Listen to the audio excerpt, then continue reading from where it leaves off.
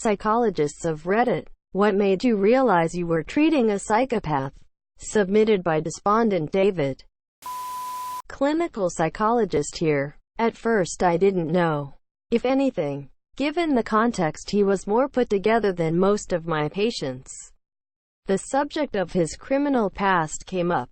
I only knew he had served prison time some years before, not what he was in for. I had met with him a month or two when this came up. Turns out it was 2 separate sentences served.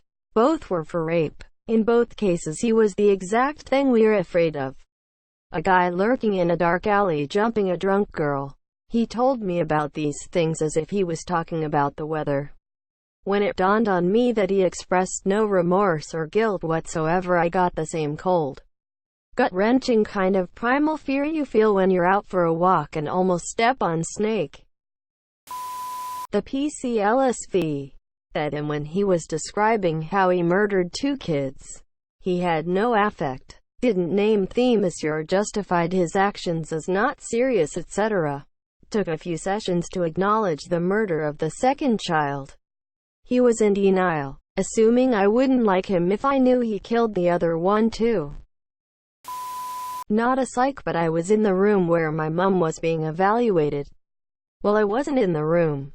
It was like a police interrogation room with a one-way glass.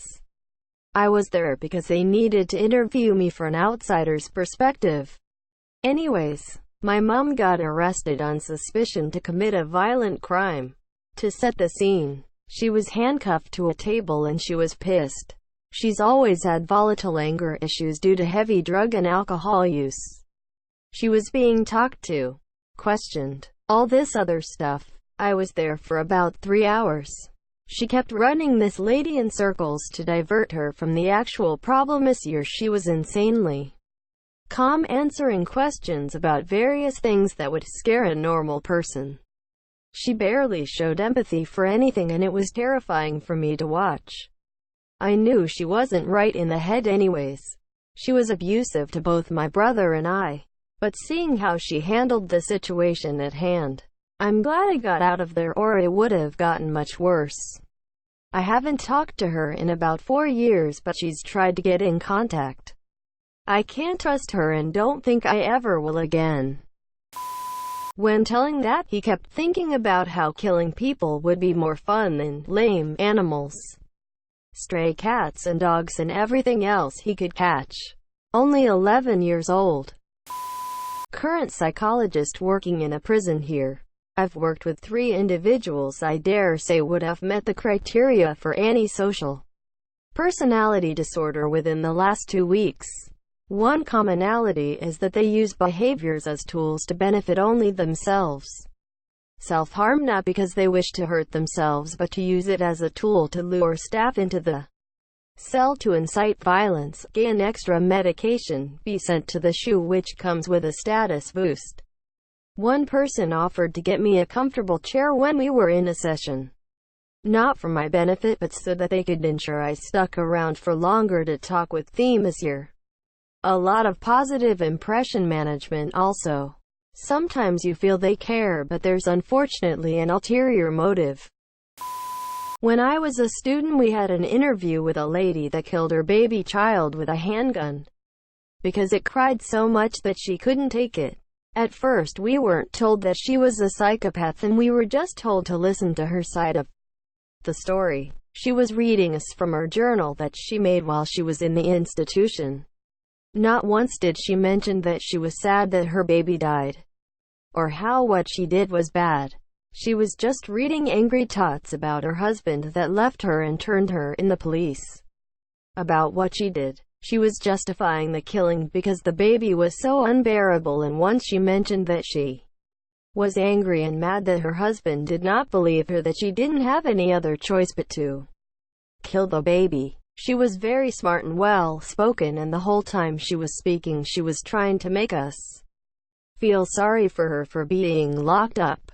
We later learned that sometimes she was lying about not killing her baby and other times just brag about it, depending on who she was speaking with. Very normal looking person and very good speaker. Edit. Wow. Was not expecting this much upvotes.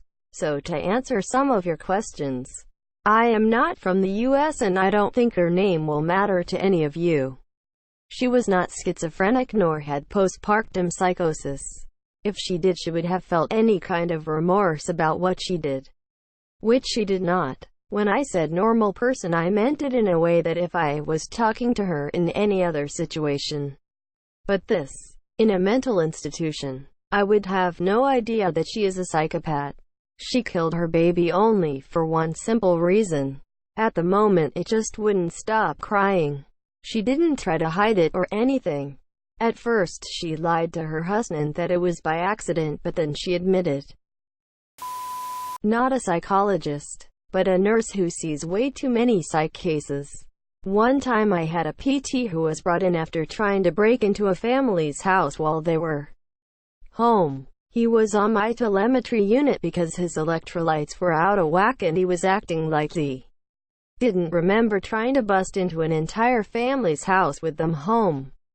He was getting antsy. But the hospital I worked at had a stupid fall risk policy that kept patients in bed, even if they were young, healthy, capable of being responsible for their fall.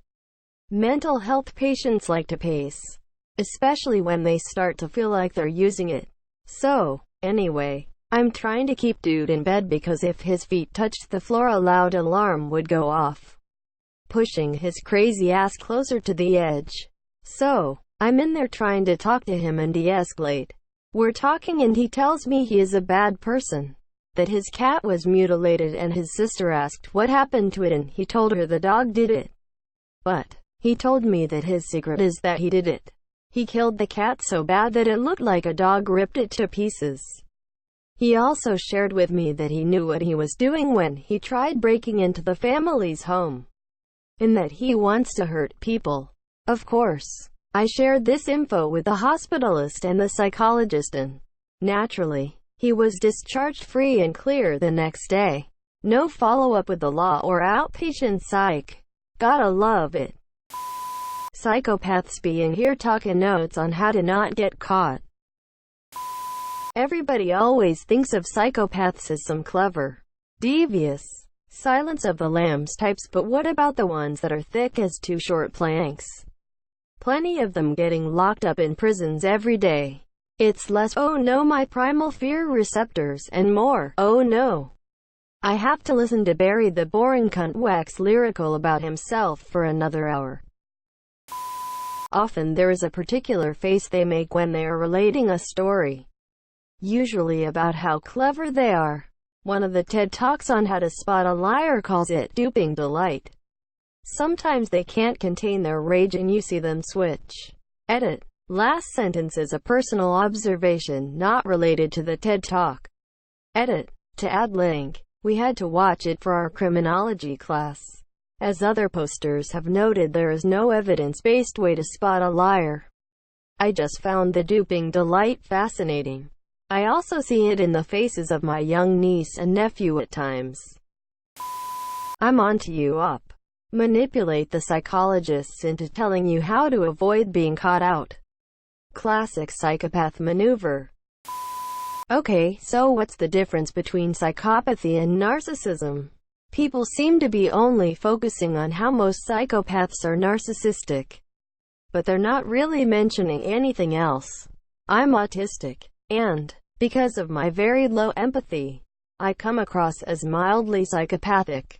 However, I have very low self-esteem, monsieur. I do not manipulate people, as far as I can tell. My former roommate, on the other hand, was a narcissist to a trash deep T, to the point where she abused and manipulated me in so many ways over the course of a year. Yet the descriptions in this thread are conflating. So what other traits of a psychopath are there? What differentiates us? The eyes when they believe they're supposed to put on an emotion. You have to understand, it's going ouch when you bang your funny bone, even though it doesn't hurt, because all your life, people have cried out in pain when they banged their elbow. You meet enough people like that and you find yourself hating any obligational situation in your life when you have to lie. Like being asked how you are and saying good when you're not. simply because all you can associate it with is the monsieur. I typed out a long response to this but then deleted it because I couldn't really describe it without giving too many details away. One thing I will say is that psychopaths aren't all your classic murderous criminals. Sometimes the nicest people you'll meet are psychopaths, and it's all an act to manipulate you to do what they want, or think a certain way about them, because that makes them feel like they've won and/or are superior to you. Watch out for the nice guys. I'm not a psychologist, but I know a few. Have studied it extensively, and my sister works with MH in the police. He told me he tried to care how people feel, but he doesn't know how that would even come about. How do you know you care for someone? How do you not feel indifferent? He just said he has 3 emotions: indifference, anger, and pity. So after reading a lot of these, it's worth mentioning the following. 1. Psychologists rarely even use the term psychopath anymore.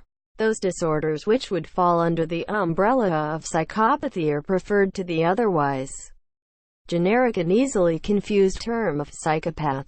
Note how many people frequently conflate psychopathy with narcissism. There's a narcissism personality disorder which fits many models of psychopathy, but not also called psychopaths or narcissists. 2. It often doesn't take training in psychology to spot so-called psychopaths. Formal training is needed to diagnose and treat it, but our brains are highly tuned to pick up on small things that our higher consciousness is often otherwise unaware of. This isn't to say that we should purely trust our gut. We're more often wrong than we'd like to admit, but how we feel about first impressions is often very important. 3. Far more people exhibit features of various psychopathic personality disorders than most realize. The vast majority of these people, however, live fairly ordinary, productive lives and don't exhibit violent tendencies. It has even been argued that psychopaths are an important evolutionary element, giving us people who can detach themselves from the human experience in order to provide valuable insights or behaviors the rest of us couldn't fathom. 4. Most of us will go through periods in our lives in which we often exhibit many symptoms of a personality disorder, but these are merely moments. They don't truly impact our lives in the way that a true disorder does. I am a mental health professional working in corrections, max security facility. In my experience, psychopaths will have this predatory stare, especially when they are trying to manipulate you. It is completely unnerving and hard to describe to someone unfamiliar with this population. They also tend to be narcissistic and overly charming, making a point to be overly friendly with you.